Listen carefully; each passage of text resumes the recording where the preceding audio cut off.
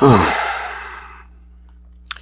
are back for the second piece of the morning mental. And there's a rumor that we got to deal with. Once again, I welcome you back. You've had your break, and now we're back to continue the morning mental. And we're discussing on the morning mental the psychological operations that are being ran against black folks, and why we have to stop playing the victim and responding to threats like a victim. In the first part of this morning mental, I talked a little bit about how all that works. Want to figure it out? Go back and watch that piece.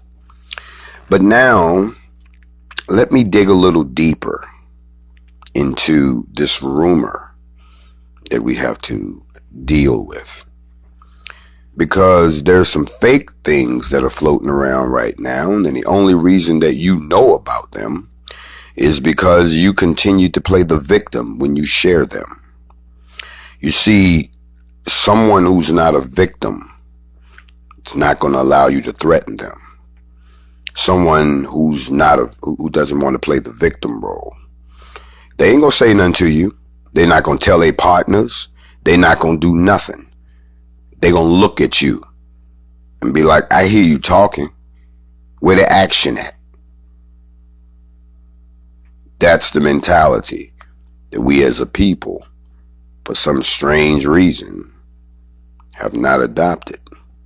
Again, I bid you all grand rising. We're here on the morning mental. If you just tuned in, this is actually part 2 of There's a Rumor that we need to deal with. You know, if you're caught up in the drama that's going on right now in the United States with regards to the election, I don't think that you all really realize even then you're caught up in multiple systems you're being taken advantage of, and there's not just one or 2 or 3. There are multiple psychological operations being ran against us as a people. In his book, The Destruction of Black Civilization, there's a section that Chancellor Williams talks about called The Black World of the Crossroads, the Black World at the Crossroads. Now, when you're at the crossroads, you got to make a decision. You got to go left or you got to go right, or you can stay on the same path that you're on. Anyone who's a student, hold on a second, let me deal with something real quick. No, I'm not gonna do that yet. I'm not gonna do that. We're gonna get to that in a minute. Y'all be cool. We'll talk about we'll get into the petty department in a minute. But I'm not gonna be petty yet. Right now we have to deal with this situation of this rumor that's going around, that we're gonna either confirm the rumor or we're going to ignore the rumor. And I think this morning we're going to try our best to do a little bit of both. We're going to ignore some rumors because they're not true and they're not based on fact. And they're the same old rumor that they keep on dressing it up. And I know some of y'all got this in your inbox right now. Somebody sent y'all the latest warning. You know, stop being spooky. And especially if they say they're doing it around election time.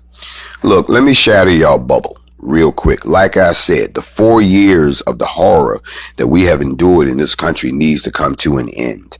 It doesn't mean that you have to support whoever the hell is up there. But if you already know that that cup is poison, but you don't know what's in that cup, it's best to get rid of the cup of poison right now. And we'll figure the other one out. Either way, we always have the option to say we ain't playing that game either. Remember, this is a revolutionary conversation. Remember, this is we trying to give you a minute to get it right before we overthrow you conversation. This is we don't had it up to here because we ain't got nothing left to lose conversation. So don't worry about if we have to take the other cup to find out if it's poison or not. We know what's in this cup over here. We've had 4 years of this cup. We don't want this cup no more. It's a lot of people saying, well, I thought you told us don't. I told you that we need our own shit.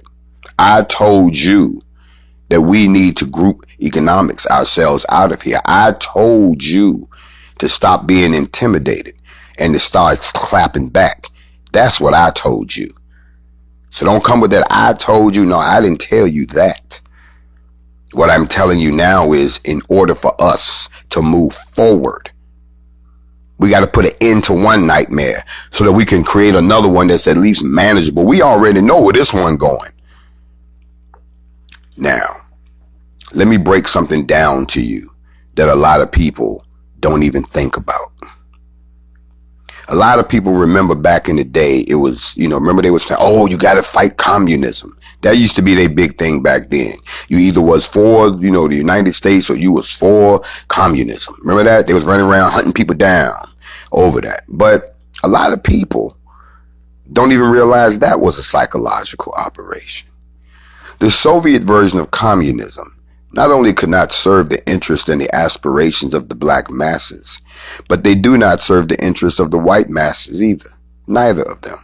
Of course, there would be so much, you got to realize, there would be a much large class and a more powerful class of black commissars and black central committees if communism should spread over the black world, and more black capitalists if capitalism becomes the prevailing way of life. Whichever way you go, you can become one of those.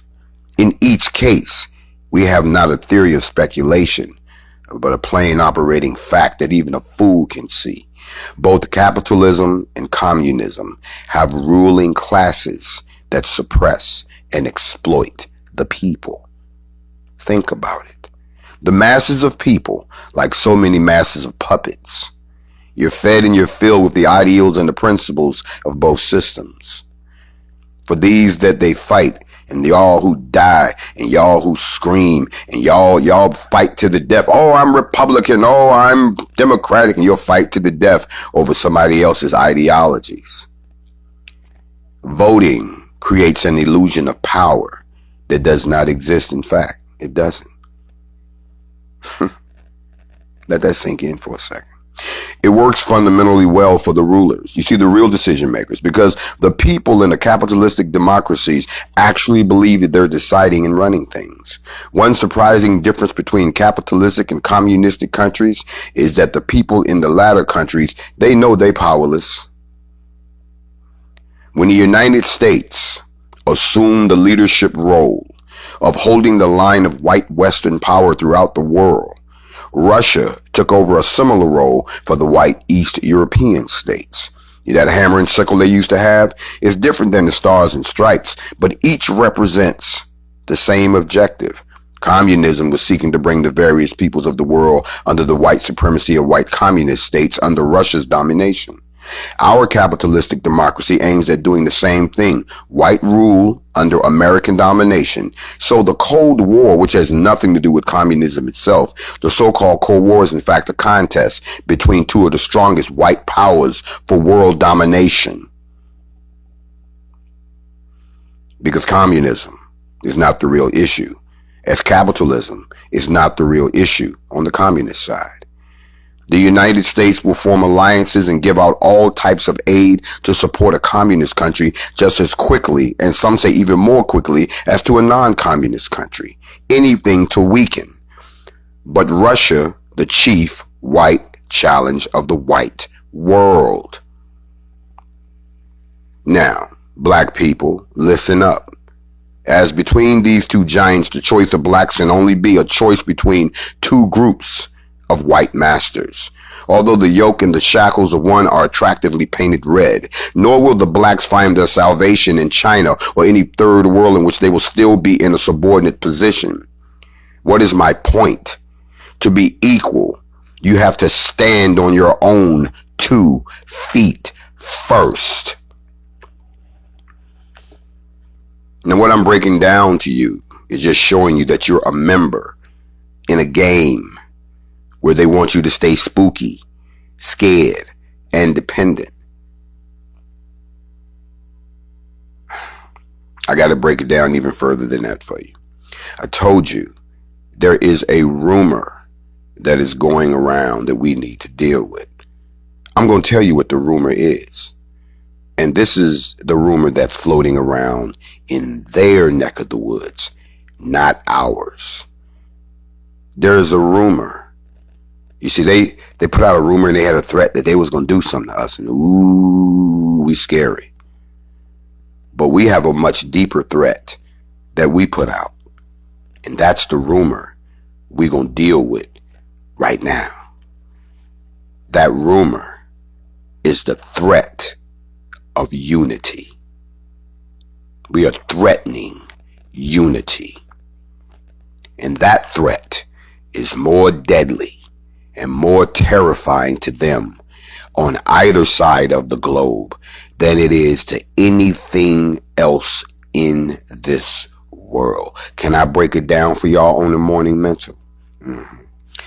In his book, The Black World at the Crossroads, in the section of destruction of the black civilization, Chancellor Williams says it better than I could. He says, I didn't say this, go do your research. He said, no one seems to have noticed or understood the signals from the white world. Signals which told how tremendously important the whites regard any movement toward unity among the blacks. Nothing racial seems to upset them more. That is why they insist on being in. Listen to this. That's why they insist. They don't demand. They insist on being in on the inside of anything that we begin to do that looks like we're beginning to unify ourselves. That is one of the main problems they have with the NFAC, because we won't allow them into this organization. They always want to be in on black organizational movements, either as financially supporting members or as advisors, observers, or reporters. To bar them from any exclusively all black conference is regarded as something a little less than treason, or as some kind of black conspiracy in the making. On the other hand, no blacks are ever present at all white conferences where the fate of blacks everywhere is discussed and decided. Unity among the blacks has been prevented for so many centuries that the various mechanisms to keep blacks disorganized have been perfected in the Western system of race control. Did you not know that? The white man is keenly aware of the tremendous power of any well-organized group, but an organization of blacks on a scope that would represent the voice of black America would be a threat and a challenge, not only to continued white domination of blacks in the United States, but also foreign policies and practices that affect the lives of African people elsewhere all over the world. That is the threat. That is the rumor that's getting around to them. That's why they hate the NFAC with a passion and will go out of their way to lie, cheat, steal, make up stories so that you won't begin to unify. That is the walking purpose behind us getting the liberation. It is a threat. That's not the rumor that they come talking about. They're going to be riding around, picking up people and lynching them. They don't want you to pay attention to the other rumor that black people are starting to unify, that black people starting to stand up, that black people have to no longer be intimidated, that you can't just come to us and go boo and we jump. You go boo, we go boom.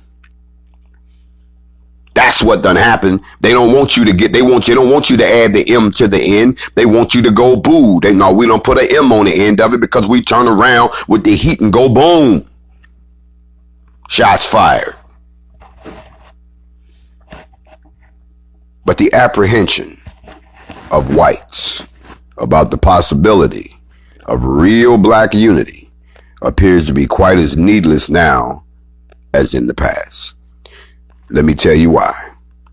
For we're still in the meeting and talking stage. Did I not tell y'all that? Let me say what the brother said again. He said the apprehension of whites about the possibility of real black unity appears to be quite as needless now as in the past. For we're still in the meeting and talking stage of our history and appear not to be ready to even begin the attack on the obviously built-in obstacles. These have been pointed out over and over again and again. Why do I say this? Because I believe that we're standing on the precipice. We're standing on the edge. Or as the old song used to say, y'all remember? Okay, here my OGs come. You know, I couldn't get past this about this song. It just popped in my head. But y'all notice I did a story once called Standing on the Verge of Getting It On. Okay? We are on the verge of getting it on. And when I say getting it on, I don't mean getting it on where we're talking about shooting nobody. We're talking about standing on the verge of unity, standing on the verge of getting on code. We are standing on the verge of finally being back in stride again, to quote Frankie Beverly. And that's the real rumor. And that's the real threat. So don't be running around here spreading these false ass social media rumors that ain't got no basis, but you can't point to no proof of. Because if the NFAC says that we are going to show up in your city or your town, then you know for a fact that we're not issuing an idle threat. We will show up and show out in your town and call you on it. And all of a sudden, it's nothing but crickets and silence. You can hear a fly piss on cotton. We don't know. The point I'm making to you is this. Y'all start responding to empty threats that ain't been made good on yet. Y'all act like this saying done changed. You keep poking the bear. And sooner or later, that bear gonna eat your ass. And remember, this is not about who got guns. This is not about who gonna go out and kill who. This is not, They rather have you do that than to remember this time-honored statement that I've said over and over and over again. And that's this. They are more afraid of your unity than they are of your rage. Quote, unquote. There is a threat that we are unifying. We become threatening when we unify. Now let that be the rumor that's getting around. See, that's what's getting around in their circles on both sides of the globe.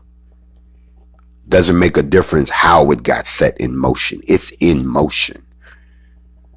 1 million guns in one place, that's a sign of unity. People trying to come together to make sure that we get something out of the deal, that's a sign of unity. People fighting back with whatever they got, even if they don't have guns. They got rolling pins, bolo bats, all kind of shit. Slingshots, who cares? That's a sign of unity. You touch one of us, you incur the wrath of all of us. That's a sign of unity.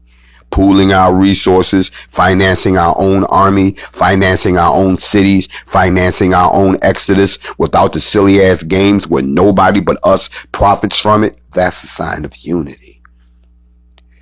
Here's the scariest part of unity of all, and then I am going to leave you to your morning on this morning mental. Being able to unite behind one voice that represents you and speaks to power articulately, to exercise force intelligently, and to determine the path in a collaboration with all of their brothers and sisters is the greatest threat and sign of unity that they fear the most. Whether it's me or someone else, they don't want to see the nation unite behind a king, because they've never ever won a war like that. Study your history. As long as there is no king, there's no kingdom. Everything else comes behind that. And while y'all still in the we want to talk and meet phase, they realize that there's now another sector of us. We passed the talking, we passed the meetings. It's time to pay up or stay up out the way while we get ourselves together. But we're not going to stay in this corner anymore. That's my morning mental. There's a rumor that unity is on the loose amongst the black folks. People have been asking me about the I Am Awards 2020, which is happening November 28th. in Atlanta, Georgia. The details, I will give them to you as I know them. I'm not going to tell you anything that I don't know. Tickets are on sale. If you don't know what the hell we're talking about, ping your friend. To all of the NFAC members that are attending, just let me know that you're coming, that you're going to be in the house. That's my birthday weekend, so there's going to be some authorized turn up will be allowed. Y'all know I got number love for you. It all goes right. Spread that rumor that when somebody come to you and say, hey, they said they're going to be riding around lynching people, we on the lookout. You look at them and you say, hey, we're going to be out unifying. So you fuck with one of us, you fucking with all of us, and we ain't got time for that bullshit.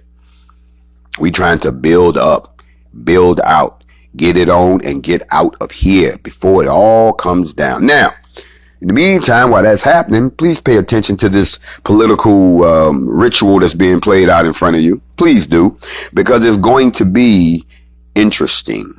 It's either going to be a train wreck or it's going to be a stroke of genius. Either way, we're going to enjoy watching. So on behalf of all of the members of the NFAC and on behalf of all of the new citizens of the United Black Kemetic Nation, I bid you all a shalom, a peaceful day. Assalamu alaikum, peace and blessings, and God bless you if you're still practicing. I will see y'all tonight. Facts over feelings. Grandmaster Jay, it's the morning mental. Know what I mean?